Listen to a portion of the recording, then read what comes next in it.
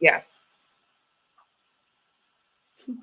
All right, we are live. Welcome to another episode of the Imperfect Action podcast show, where we talk to 6, 7, 8 figure earners about their journey, the pitfalls, the successes of entrepreneurship, the challenges. And I'm so excited today to have with us Amanda Moxley. My name is Natalie, aka Nat Mogul. And Amanda, you are a speaker, an author, a coach. Tell us about you.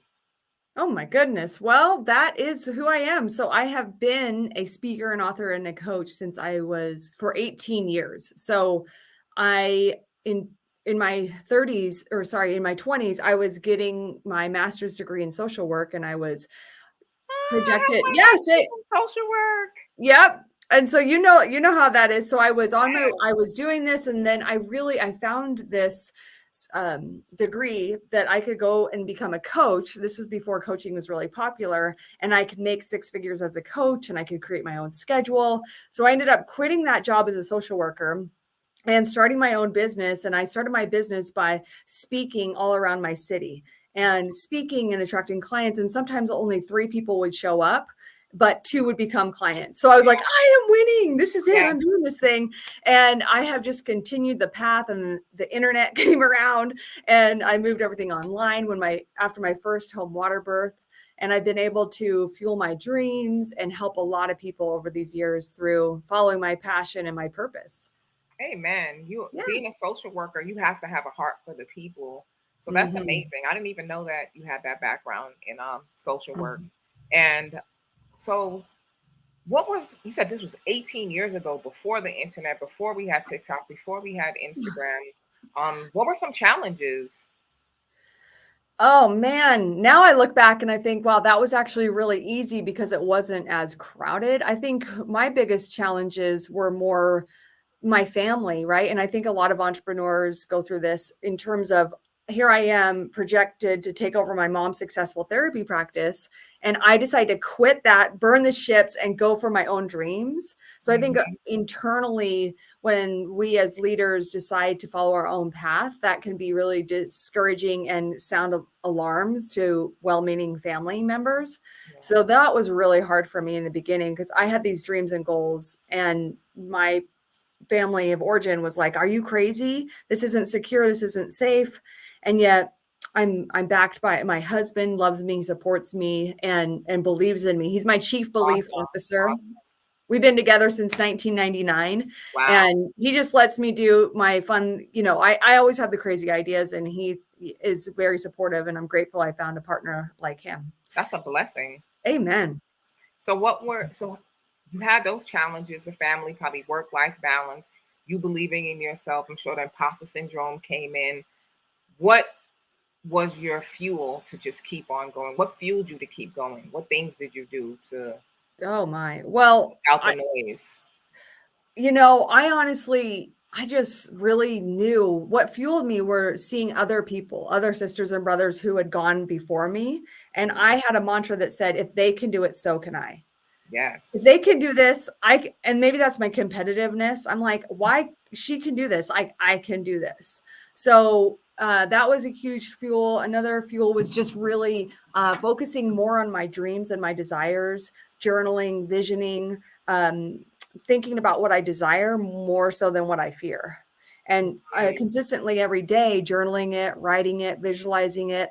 Uh, that kept me going. And just honestly, things would happen and I knew that I was helping my clients. So my client success stories, they would fuel me. And I'm like, I'm meant to do this. I'm helping them change their lives and make an impact and do what they want to do. And it was so rewarding. That's amazing. Yeah, So 18 years ago, you did not have this think and speak rich I didn't. concept. You did not. Was that on your radar or no? No, I was a holistic health coach from Okay. 2005 until 2012. So I started out very passionate about health, nutrition, helping women and men transform their bodies through food and inner work. And that was where my passion was, because I had struggled with my own food and body issues in my 20s, like a lot of women and men do. Maybe men don't, but women do. And I was like, if I can just slay this and get over this, I want to help as many people as possible. And what happened for me is I slayed it. Then I wasn't as passionate about Yes. that. I was like, hey, I'm done. Next issue. So my next issue was, how do I figure out this money thing? So when I started my business, I wasn't that interested in money. Money wasn't a really big drive for me. Right. Then again, I didn't have children. John and I had just gotten married. We had been in a little tiny apartment that we got our first house. Like, money wasn't a drive for me. But when I started to have a family, I was like, mama's got to make some money. That's right. So I got obsessed about studying everything about money and money mindset and finances and inner work and all these great things. So I shifted to money mindset and business coaching in 2012. I love it. Yeah. I And love then the journey continued. Then by 2017, more and more people came online, and I needed to niche even further. So I teach a method called your seminar story will make you rich. So your story, we all have gold in our past and in our stories. We were talking about this before. Yes. And so when I looked at, okay, well, what was the thing that I've always done in my business that it's allowed me to become successful? And that was speaking. So in 2017, I niched even further into speaking and really helping people design a signature talk, tell their story, get booked to speak, and attract clients from stage, either through their own workshops, retreats, and seminars, or online webinars, etc. Nice. So one Yeah. of my favorite scriptures is all things work together for the good of Mm-hmm. those who love God and are called according to his purpose. So would you say that as a social worker, were you like in therapy, the counseling side? So you were always speaking, Yeah, and then it transitioned into you speaking on a higher level and generating mm-hmm. revenue and changing the trajectory of your family?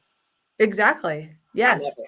So, as I was looking on your Instagram page, you said something that I'm going to take with me for the rest of my life. Ooh. And it was two things I want you to speak to. Appreciate what you appreciate appreciates. And then Mm-hmm. I want you to talk about your mirror work that you do. Oh, I feel nice. like that Okay. is huge in helping us and people that are at a place where they feel stuck or that imposter syndrome comes in. Talk to me about Mm-hmm. the mirror work and how what you appreciate appreciates. Okay. So just a side note story. So I started doing mirror work when I was about 18. I was in college in Missoula, Montana, and I grew up not thinking I was very attractive. And, I didn't feel very beautiful. I didn't feel like I had, to be honest with you. I didn't feel beautiful. I struggled with a lot of these things. So for some reason, I started going on these hikes by myself in the mountains of Montana, Mm, just driving out there and going on a hike for like hours by myself. And I started focusing on one thing I liked about myself. And at the time, my thought was, I love my hair. I love my eyes. And I would just say, I love my eyes. I love my eyes. I love my hair. And I wow. would just start building it and building it. All of a sudden, guys were starting to take notice of me, and they were attracted to me. And I was like, this is totally working. So, okay, there you are. Okay. So that started there. So then I actually became a yoga instructor, and I don't do yoga anymore, but there was a mirror and I had to face myself in the Wow. mirror. And so I really did a lot of looking at myself. I spent 10 years doing a 90-minute practice of yoga where I would stare at myself every day. Um, and I just feel like the mirror, you can't escape the mirror. Mm, It's confronting, and it's like in your face. But the voice in your head is the most loudest voice we have. yes. So I decided I am going to speak life and speak truth and speak what I want to see over myself, and have these. So I do a morning mirror talk, and then I do an evening mirror talk. Now, and I'm not saying things to myself. Like, sometimes I'll be like, you're this, and that. And I'm like, dude, you're lying to yourself, because you're not that. So I'll just be really real with myself and just have a nice little chat. And, really, and in terms of appreciating, it's about, Amanda, for example, this morning, it's like, I really appreciate where you are. I appreciate, even though like this week I've had an infection, it's just like, even though you don't feel your greatest right now, you can still find other things to do instead of because I do a lot of exercise and I'm not exercising. So I'll Right. just appreciate where I am and accept where I am and understand it's okay. The Yes. season we're in is okay. I And love then, yeah, just appreciate. And then I think that the more we value and appreciate ourselves, the more we appreciate and we're grateful for whatever it is we have, we will multiply that. I love that. Yeah, I said what you appreciate appreciates. So Yes. there's I remember when my mom would say like, what you do with a little, you'll do with a lot. So if you don't Mhm. can't keep your room clean, don't expect a bigger house. Or like, look at your car. If you don't Mhm. appreciate the little car that you have, it might be a little hoopty right now. Yeah. You're believing for a Mercedes or a luxury car, and you don't even appreciate what you do have. And it's like being content and the gratitude of what we Mhm. do have allows room for us to grow into bigger things. I love that. Yep. I love it. I love it. Mm. I just love your energy that Thank you you. bring. Like you're anybody that's watching, you gotta check out her Instagram page. It's amazing. Amanda J. Thank you. Moxley. Um, Wealth in the Weekend. Let's talk about that. How did Wealth in the Weekend come about? Okay, well, so how it came about, I was invited to speak on my friend's stage about 10 years ago. And I was up on stage and I was just real and raw and vulnerable. I remember crying, like I was like, "You just have to believe in yourself and you can do it." I was just like super vulnerable. I'm like, "Why am I even crying? I'm losing it." But what I found was before then I was doing all this online marketing and I was trying to get clients and trying.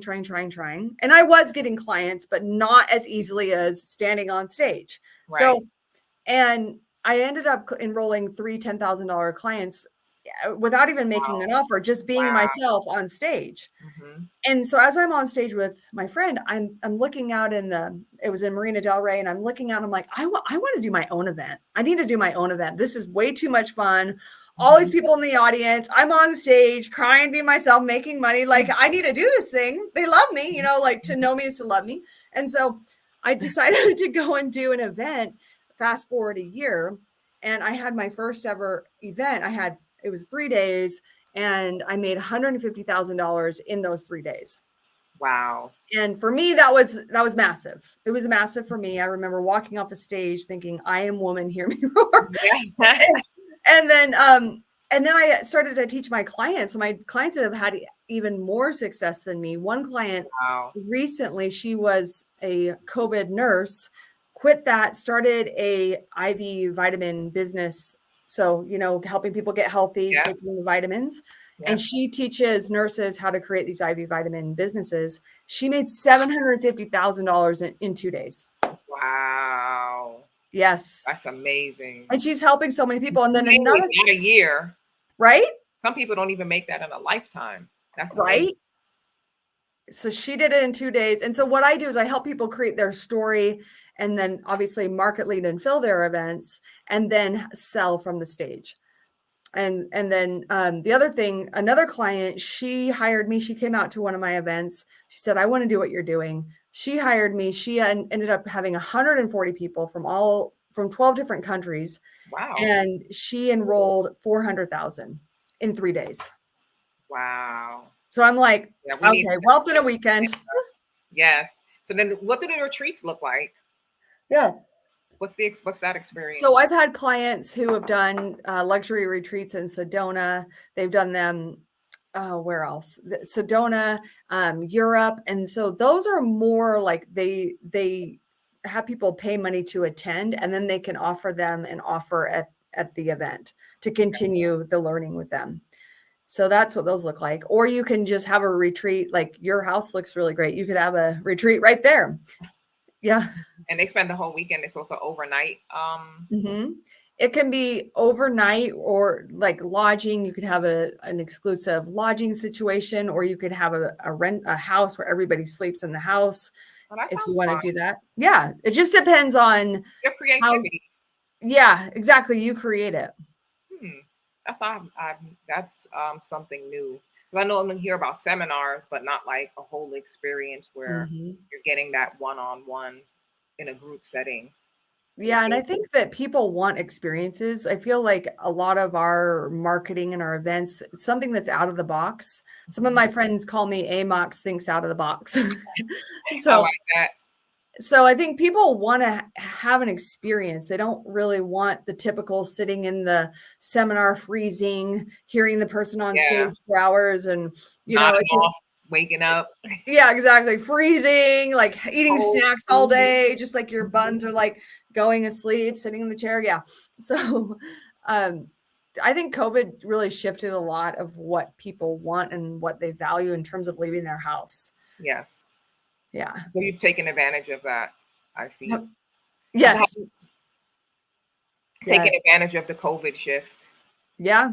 I feel like a lot of true entrepreneurs or business people or people who are waiting like in the back burner when COVID happened, if you had that mindset, it was easy for you to make that shift. Was it challenging Mhm. or did you feel like you rode the wave and it To me, it was actually really challenging because I don't know about you, how old your kids are, but I had to homeschool. I think for a lot of the women, it was harder because I had to homeschool my kids, which was just not exactly what my strength is, right? And so, but that all worked itself out, and it became an actual blessing.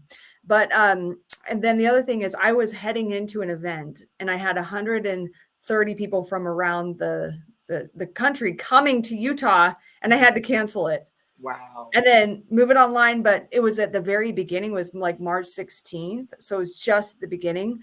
And anyway, so things have shifted. We didn't know if I had maybe a few more weeks to kind of pivot, Mhm. but I hadn't. It was like there was a lot of fear in that moment. It was like So how did you anyway, press through that to get to where you are right now? sheesh, how did I bust through? I don't know. I I don't know how I busted through. It honestly, it was really hard. I mean, I don't think I busted through by any means. No, I said press. Like Yeah. if you I press mean, through. so that was a challenging season because I also use Facebook ads and my Okay. Facebook ads account got shut down. So I was having like really high months and Wow. then it gradually descended down. So I know for me, I'm a believer, and I just felt like I was finding a lot of significance in my achievements Mhm. and, resting. I don't know if it was an idol, but it was like an identity of who I was. And Right. that was a lot of that was taken away in Mhm. that season. And it was like, okay, my true identity lies in Christ. It's Right. not in wealth or money or anything outside of me. So It you found truly is. a spiritual meaning Hmm. through the adversity to keep that kept you pushing forward. Because I feel like this is your destiny. You're so good at it. When I'm on there, sometimes I feel like people are trying to like sell me things. But I was like scrolling on your Instagram. There was a story that you told about your friend and you were at the gym and then the Will Smith when you were running in Hawaii with the lady. Yes. No, and I just felt like that was so phenomenal that you were able to link the pieces together to Mhm. get the a bigger picture. And you also celebrated this woman that was on the Will Smith, the yeah. post with Will Smith, and I went on her page, and I'm like, wow, this is like really insightful. So you just have a heart for people and for sharing. Mhm. So I think that everything that's for you will just automatically continue to attract itself to you. So Thank I feel you. like that's part of the imperfection, right? Like you said, being still and knowing that there's something Mhm. greater that we're put here for. So Yeah. um, that's amazing. What else would you Mhm. say if you could leave the audience with something that you would want them to take away and carry with them day to day? What would you? Well, I think to your point, I think that like God wants to bless us. I think a lot of times I actually had this vision this morning. It's like I think a lot of times people do a lot of do. They're in a lot of action and they're taking action, they're doing, but they're blocking their blessing. And so if you can actually allow yourself to open up to receive through appreciation, through those words you just shared with me, like that was very touching. So it's like in that moment, allowing yourself to receive. I Mm, think I think that's what I would recommend for everyone is like receive the love that is here for you instead of thinking you have to perform, or even in this imperfect action, take action or do something to earn your success. Mm, It's just allow yourself to know that God wants to give it to you. It's here, and allow yourself to receive the blessing that you've already been given. And that will just shift everything. I think the more we detach from results, I mean, I like to have targets. I'm all about goals and targets, right. but hold on loosely to them. So high intention, low attachment. Mm, And then whatever it is, wherever you are and whatever you have, really appreciating what you have and accepting what you have versus being mad and acting like a 2-year-old that you don't have what you said you wanted. right. Yes. Side note. So that's what I would say. I love it. I love that. We were talking earlier about your cup and the cussing. Mm, Can you show it up to people your cup? yes. So this is my Speaking Way to Success with the Moxley method. But I give my clients this because this is my slogan. So let's see, about 2009, I was at an industry event. There were about 1,000 people at the event, and it was all these women and all these men going up on stage and talking about how they have all this success and they made all these millions and all this stuff. And I'm sitting there after really kind of just struggling in my business. I mean, by the world standards, I was actually doing really well. But of course, when you're a high achiever and you want what you want and you're not there yet, you think you suck, especially when you're in a room of people who are totally going for it. So anyway, I go up to the mic and I got really frustrated at the event. And so I said at the event, I said, I get it. All I need to do, I need to just go home and just effing do it. And so that was my slogan, JFDI. And that here, how do I do that? So the thing is, guys, you all know what you need to do. You're just not doing it. You're not doing it. So just take the action. Say that again. I said, yeah, exactly. So you know what you need to do. You're just not doing it. So for those of you watching, write down what are one thing you've been procrastinating. Maybe it's a phone call. Maybe it's starting your YouTube channel. Maybe it's posting a post, or having a certain meeting, or putting on your event or something. There's something you're not doing. It's waking you up in the middle of the night. It's you're not facing. Here's a little dance I teach my clients. And so it's like this, and it's called Face It, Don't Fear It. So a lot of times there's something that you are afraid of, that you're resisting. And so this is a little dance. So you go like this. You're going to go like this, and you're going to say, face it, don't fear it. Face it, don't fear it. And then you put your hand, face it, don't fear it. Face it, don't fear it. I like this. Exactly. It starts making you feel better already. I know. So it's so funny because my daughter's a Girl Scout, and we had this little maturation talk with the girls because they're at that stage, and we were teaching them the song and they loved it. The little Girl Scouts. I'm like, face it, don't fear it. So you have something you wrote down. Just the obstacle is the way. When you push through it, you're going to have so much freedom. Like that resistance you're feeling of not taking the action, that's the key to your freedom. So the thing that you all wrote down when I asked you to write down that one thing that you need to do or that you're not facing right now, if you take action and then follow up on my Instagram and let me know you took the action, you will find freedom. You will find freedom. That's a wealth of information right there. I like that. Face it, don't fear it. Face it, don't fear it. No, that is really because I feel like social media, I don't know. I was telling Brendan the other day that like for me, I could talk in a room full of like hundreds or thousands of people, no problem. Mm-hmm. Ask me to talk on social media, and it's like extremely grueling for me because it's like people can say whatever they want under those comments. So it was like a fear that I had. So I had to get out of that. Like, what are you afraid of? Some people typing behind the screen. Like, you have words of wisdom that people need to hear. Like, go out and just say it. So with a person who was like me, who is erring on the side of fear or wanting to, what I think a lot of people, even myself, we want to get it perfect before we launch. Oh yeah. Have you ever experienced that, and how did you overcome it? So I'm not that person. I am more of like, I'm an experiential learner. Okay. But I will do it just so because I learn from the doing. And Mm. I might fail. I might not get the result I want, but at least I have those reps under my belt and I know now and I get it because I can't just study it here and yeah, so you'll never be ready. But here's the thing, this is going to help you a lot. So you're going to put your hands to your heart and you're just going to say, I'm an answered prayer. So, I'm and an I actually, my next YouTube is next week is all about the imposter syndrome. So if you understand that you are an answered prayer, that someone is struggling up in the middle of the night, crying and sobbing, praying to God down on their knees, I need help with this problem. And all of a sudden you have the courage to go out there and share what you're here to share. That was an answered prayer for them. Wow. And if you just, and that just allow, if you're like, these are not my words, these are God's words, or, and that you're just like, you're here on assignment, then you can move to the side and then God can move through you versus it's not about us. See, the enemy is going to help try to make you stop and not take action because he doesn't want your good to go through the world, but you are an answered prayer. How many times have you been scrolling through social media and not feeling that great and you see something and it lifts you up? All the time. So Right on why? time. So for you, for people who have the imposter syndrome or it's just you're personally, you're being selfish. And I don't mean that meanly, but you're being selfish because you're making it about you. Now that's real though. That's true.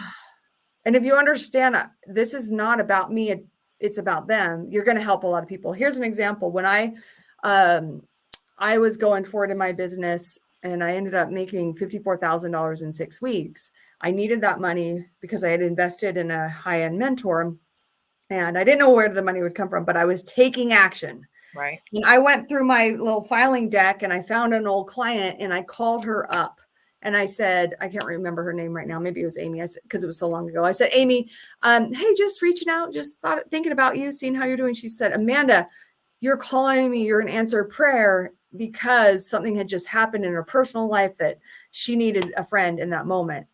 So was that about me and me making money or was that about her? Yes, she ended up becoming my client and working with me, but ultimately it wasn't about me. I was a catalyst to help her bust out of a situation. Wow. Just out of your obedience. Yeah. Yeah, that is And it was what a uncomfortable. Like a lot of times. So I get those head things, but face it, don't fear it. I'm gonna be all weekend doing this little Yes. dance. My son's probably gonna be looking at me like, Mom, what are you doing? He'll love it. Teach it to I'm gonna have him. to teach it to him. Yes, definitely. Yep. Um, so you have been in this business for the weekend, doing the weekend retreats for how many years now? Oh, well, I've done my first event since 2013, so 10 years. 10 years? Yeah. Wow. And what do you see your next thing, your next transition, or are you pretty much I don't wanting to see rock it. out in this area? That's such a great question. So I have thought about it because with COVID, it was really hard for me. And I thought I kept leaning in. Do I shift? Do I change? And I know that my clients get such great results with the work I do. Hmm. And I'm passionate about it. I'm passionate about their stories. I'm passionate about them turning their words into wealth, assembling their audience, growing their income and impact. So to me, I don't see anything else.